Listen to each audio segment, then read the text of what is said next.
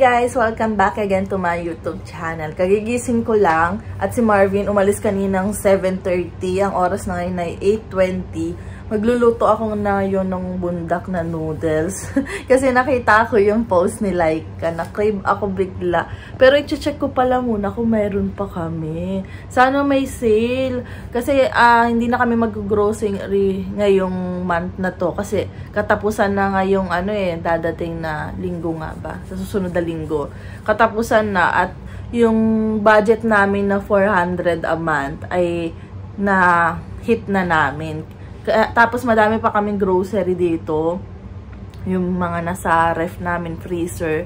Kaya no need talagang bumili muna. Ubusin muna namin yan para naman hindi siya ma-stock ng matagal. Kasi sayang din, diba? Tapos, ayun. Syempre, ayaw naman namin na mapasobra talaga ng sobra-sobra yung aming budget. Kasi may tina-target din kaming ipon. Yan, kailangan natin ng ipon sa Canada. Lalo na hindi pa namin nabubuo yung utang namin kay Mama Aida. Inuutay-utay naman namin ni Marvin, guys.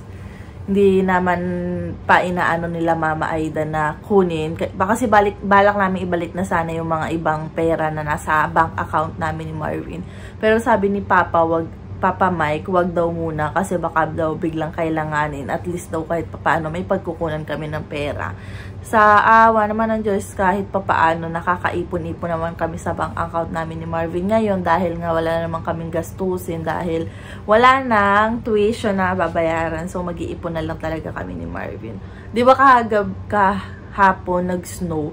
Nabigla nga ako kasi ang alam kong snow, ang dating ng snow, hapon pa. Tapos parang umaga nag-start na siya kaya nung lumabas ako medyo maano na talaga, medyo mataas-taas. Tapos sumilip kami kagabi ni Marvin. Mataas na siya. Nag-send sa akin ng picture si Marvin, dahan-dahan daw ako sa paglalakad mamaya dahil madulas daw. So, gawin na natin ngayon. Gusto ko i-congrats yung mother ko. Kasi di ba nga, financial advisor siya sa Sun Life. Then, kasaulma uli siya sa medallion. Bronze medallion siya. Di ba? Soon, silver na yan, mother. Push mo lang yan. Super sipag ng mother ko. Diyan ako nagmana eh. Yan. Sa game na, guys, magluluto na ako. At nagugutom na din ako. Tapos magagayat na din ako ng mga kailangan kong gayakin. So, mamaya siguro magsalad na lang kami pag-uwi ni Marvin kasi papasok din ako sa trabaho. Ayan na, guys. Nakapagluto na ako. Nilagyan ko yan ng cheese para hindi ganun kaanghang. Ayan. Yung kalalay, nilagyan nila ng ng milk. Parang carbonara na daw talaga. Hindi siya maanghang. Ito maanghang pa siya eh. Medyo gusto ko din kasi yung medyo maanghang. Tapos naglabon ako ng egg para ka-partner. Isa lang ito kasi hindi ko nauubos yung dalawa. Nagluluto ako ng dalawa kapag si Marvin ay kasama ko. Kakain ako, guys, kasi anong oras na? Guys, nagre-ready na ako. Feels like -10 ngayon. Kaya mas malamig siya nung nakaraan na araw. Kasi feels like -7 ang mga nakaraan na araw. Dala na ako ng gloves. Hindi na siguro ako magdala ng scarf. Itataas ko na lang to dahil nga ganyan siya hanggang leeg na. Kasi super sikip na kapag nag-scarf pa ako. Dahil hindi naman ako maglalakad ng bonggang-bongga. Pagkalabas ko, konting lakad lang, sakay na ako ng bus. Pagkatating ko ng bus, sakay na ako ng subway. Tapos, bababaan ko, sakay lang ako ng bus. Tapos, yun na. Pagkasakay ko ng bus, nandun na yung trabaho natin. Lakad lang naman ng kaunti. Super unti lang. Kaya hindi ako magtatagal sa labas. Kaya goods na siguro tong aking susuotin, guys. Yan, nagpalit tayo ng bonnet kasi lagi nilang yung kulay puti yung suot ko. Super sikip sa akin. Ayan, guys, yung tsura ngayon dito sa my backyard. Ay, mataas nga yung snow kagabi, no? Mataas to, oh. Ayan, no? Oh my. Ayan, mataas yan, no? Ayan ang itsura dito sa amin.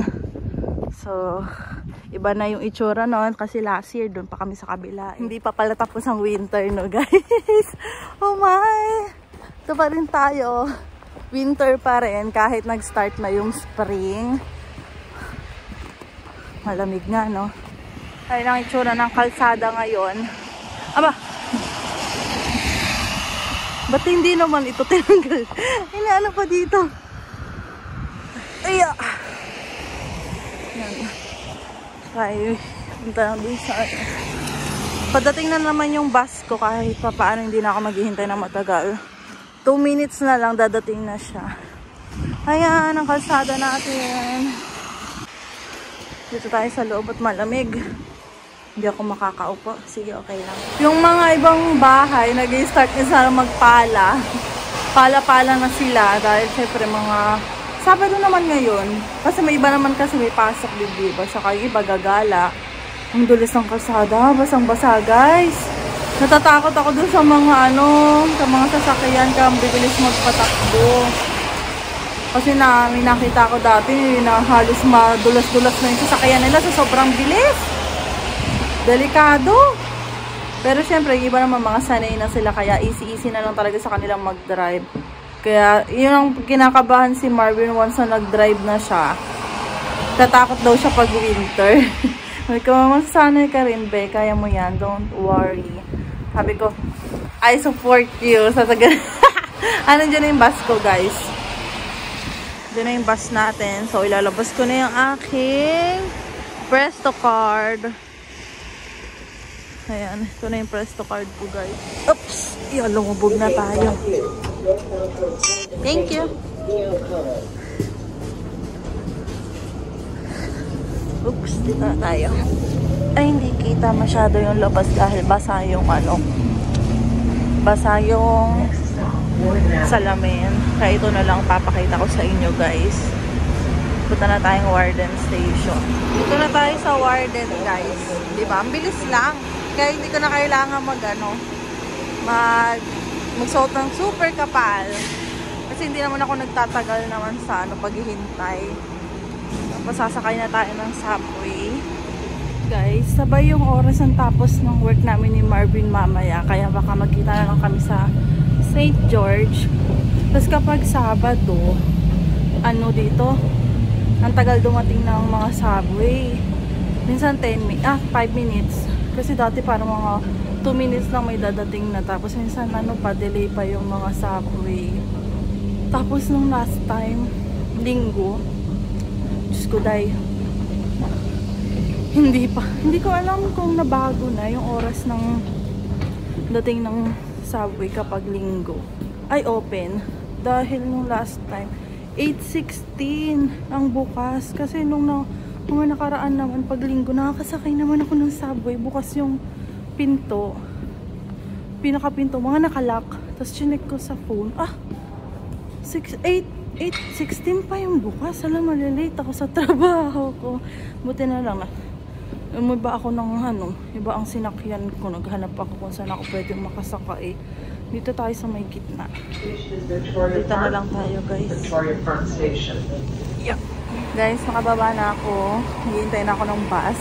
Update na lang ako sa inyo mamaya kapag naka-out na ako sa work. Hindi na ako pag-akyat. Hi guys! Bali nang galing ako dun sa kakilala ko. Alam nyo ba, sakit sa puso naman. Kasi nawala yung yung aso niya. 9 years yung aso niya sa kanya since nung college siya. Nawala siya nung last Tuesday. Binilita sa akin nung nanay. Di yan, na-meet ko sila ngayon. Tapos dumating sa bahay nila yung pinakremate kasi nila. Tapos merong parang picture ng paa ng aso nila. Yung ilong, parang naka-paint ba. Tapos narinig ko siya, iyak siya ng iyak. Tapos inano ko siya, syempre, naranasan ko din naman yun. Naalala ko yung aso namin. Yung first dog namin nun. Ano siya hindi siya Shih Tzu. Diba yung aso namin ngayon na Shih Tzu, nasa Pilipinas nga. Iyon yung first dog namin ni Marvin. Nagkaroon kasi ako ng unang aso. Bigay sa amin yun. Malaking aso na askal. White and black yung kulay niya. Si Tapi yun. Tapi yung pinangalan namin. Grabe, ang sakit din. Ang sakit para sa akin talaga nung nawala siya. Kasi parang touring na namin. Parang kapatid na namin Gawa nung maliit pa siya. Natutulog yan, kalapit namin. Nilagyan namin ng diaper. diaper ng baby, tapos binutasan pa namin yung diaper para lumabas yung buntot niya. Grabe. Tapos, ayun. Ano kasi yung aso nila, may cancer. May cancer yung aso nila, inilaban talaga nila. Talagang gumastos sila, may gamot talaga siya. Kasi ano mahal na mahal nila kahit alam nilang may taling na yung aso, talagang pinilit pa rin nilang ipagamot talaga. Tapos sabi niya sa akin, ine-enjoy yung nakaraan, na-enjoy daw niya, nakasama niya yung aso niya. Kasi alam niya anytime mawawala na daw yung aso niya. Sabi niya sa akin ganon. Kaya ayun, super sakit lang. Kasi tapos kanina nakita ko siya doon, sumilip siya sa bintana kasi may tumatahol na aso. Nakatingin siya doon, tapos nakahawak siya sa bintana. Nakakaawa. Kaso yun talaga, ganun talaga ang buhay. Merong mawawala sa atin. Kailangan na lang natin tanggapin. Love na love niya yung aso niya eh. Ang sarap kaya sa feeling na may aso, yung tuwing uuwi ka, may excited. May nakikita mong excited siya. Excited siyang makita ka. Parang hinintay ka niya talaga maghapon kasi nasa labas ka pag uwi mo, kung saan ka man pumunta. Tapos, ano yung aso namin, naalala ko yung aso namin kapag may problema ako, nalalaman niya ka. Bigla na lang siya lalapit sa akin, tapos makikipaglaro siya sa akin. Kaya gusto kong kunin yung aso namin sa Pilipinas, guys. Si Sian, yung first dog namin ni Marvin. Kasi iba talaga yung binibigay na saya ng aso eh. Siyempre lalo na dito sa Canada, trabaho, bahay, lalo na pag malamig, nakakatamad talang lumabas. Kaya nga ngayon gusto kong gumala, kaso sabi ko super lamig naman, nakakatamad. Ay, ayun, kaya wala tayong choice talaga, sa bahay na lang. Pero kung may aso ka sa bahay, may kalaro ka. Kasi dati, syempre nagka-pandemic, si Sian lang yung kasama ko minsan. Si Sian, lagi namin kasama everyday dun sa bahay. Diba? Everyday kami nakikipagharutan sa kanya. Kaya, ayun. Ibiniba ko lang yung camera, guys. Kasi yung sikat ng araw nasa likod ko. Kapag tinaas ko, ay! Kanina kasi, iba. Tapos yun nga, diba may trending ngayon. Yung aso na golden retriever na pinatay. Grabe. Kung ako din yun, kung ako yung may-ari ng aso, talagang ipaglalaban ko talaga yun. Kasi yung tipong pinaghahanda mo siya ng birthday niya every year, tapos lahat binibigay mo sa dog mo, hindi lang siya basta aso lang eh. Ano na siya eh, part na siya ng family talaga. Sakit kaya. Kaya sabi ko, grabe naman. Di naman kailangan patayin yung aso eh. Alam nyo ba nung, di ba nagka-pandemic, so bumalik ako sa Mauban, eh di nakasama ko si Sian. Kasi nung binili ni Marvin yung aso, diniretso ko na agad sa Mauban para maalagaan nila mama. Nung nagka-pandemic, ayun, talagang baby na baby ko yun. Kasipin kong matulog, talagang lagi kong kasama. Diba? Magastos nga lamang kapag may aso. Pero syempre, sa Pilipinas naman, hindi naman tulad dito sa Canada na yung aso talaga kailangan yung dog food talaga, mga ganyan. Sa Pilipinas naman, okay lang. Yung kanin, kung ano yung pinakain natin, pinapakain din. Ay nako, pero minsan alam nyo ba, mas masarap pa yung ulam nun niya. Nakaano pa nga yan minsan eh. Ano ba yun? Corn beef ata yung pinapakain ni mama. Corn beef, tapos naka-isda sila. Kasi nga, syempre bawal sa isda yung isda sa aso. Habang iniintay ko muna yung bus, maglaro-laro lang muna ako ng snow dito. Kasi pa 8 minutes pa bago dumating yung bus ko, guys. Si Marvin nasa work pa siya, mamaya pa yung out niya, napaaga kasi yung labas ko. So pumunta muna ako dun sa kakilala ko, di ba? Ito na yung bus natin, ang tagal niya bago dumating ah. Teka. Sandali. Yan. Let's go na, guys. Uwi na tayo siguro. So kung gumala, ang lamig naman. Dito na tayo, guys. Kikitain na lang natin si Marvin sa sobrang dry yung kamay ko. Buti na may dala akong lotion. Dinala ko na yung lotion ko kasi super lamig ngayon. Hindi na kasi ako nagdadala ng lotion. Dito na tayo din sa St. George. Tatawagan ko si Marvin kung nasa ang park na siya. Kasi kanina nag-message na siya. Ibig sabihin nakalabas na siya. Ay, dito na lang tayo. Para upo na lang muna ako dito. Minsan kasi dito ako naghihintay kay Marvin. Upo lang ako dito. Tapos susulpot na lang siya. Susulpot na lang siya dito. Guys, nandito ako sa sa Ayang. Nandito na rin si Marvin. Ayun. Punta kaming Eaton Center. Mamamasyal kasi medyo maaga pa naman. May tsura mo. Bumaba na kami guys. After ilang weeks, months na bago nakabalik ulit kami dito sa Eaton Center. Super tagal na din. Kasi nakakatamad gumala, ang lamig. Tapos yun nga, busy din sa work. Puro work pa kami ni Habi. Ayan na. Daming tao ngayon. Ano ba ngayon? Sabado? Daming gumagala. Saan ba nakalagay dito? Ayan na guys, binayaran na namin. O yan, iba-ibang pabangong ikunuha namin. Ayan, ang aming first Victoria's Secret. Pambabae naman yan lahat. Doon yung pwesto guys. Kasi doon parang sa Scarborough Town wala na yung mga pabango. Mas gusto ko sa yung Victoria's Secret talaga. Ayan. Bali naka-sale kasi 45 pieces. Bali yung original price niya 19.25 doon, 24.xx. Mas mahal doon, pero same lang. Kumuha ako dito, siya kumuha lang din ako doon. So, tara na guys. Napakabango namin ni Marvin. Namoy Victoria's Secret. Pati si Marvin nagpupusit din. Cute guys, mga pangbata. Naghanap kasi kami pang regalo. Kasi meron kaming a-attenda na birthday. First birthday. So, naghanap kami ng cute na may ibili regalo. Ano? Oo, mga cute. Ang cute. Guys, uwi na kami ni Marvin kasi magla-laundry pa pala kami. Anong oras na?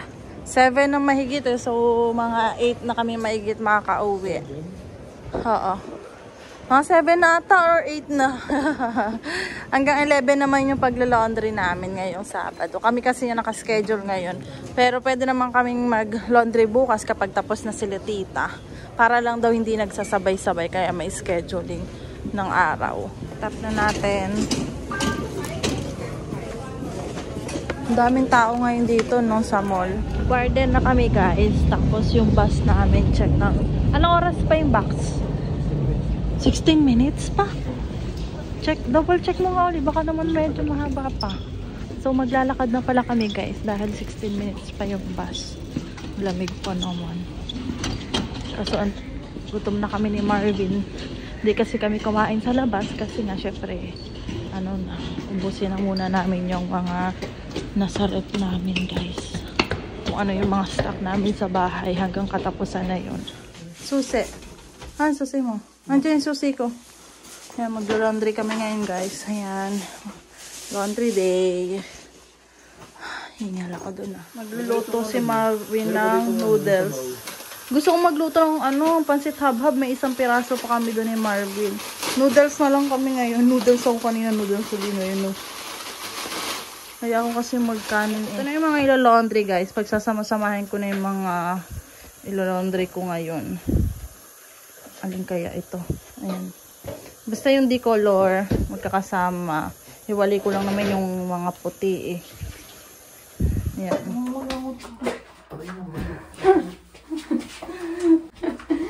Ay, naka-laundry.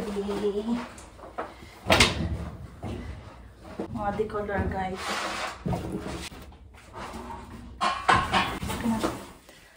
Hello guys, bali matutulog na kami ni Marvin, natapos na rin yung laundry. Pero hindi siya as in natapos. Nakaisang laundry lang kami. Yung mga dalawa? Hindi isa lang, decolor lang yun. Tapos yung mga putik, bukas na lang pagkatapos din namin sa trabaho. Magpapaalam na lang kami kay Latita kung tapos na sila saka kami papasok ng paglo-laundry. Diba? Kasi nga, late na kami naka-uwi dahil nag-Eaton Center pa kami, nagpasyal-pasyal. Tapos yun. Kaya magpapaalam na ako. Don't forget to like and subscribe sa YouTube channel ko, guys. Magpaalam ka na. Bye!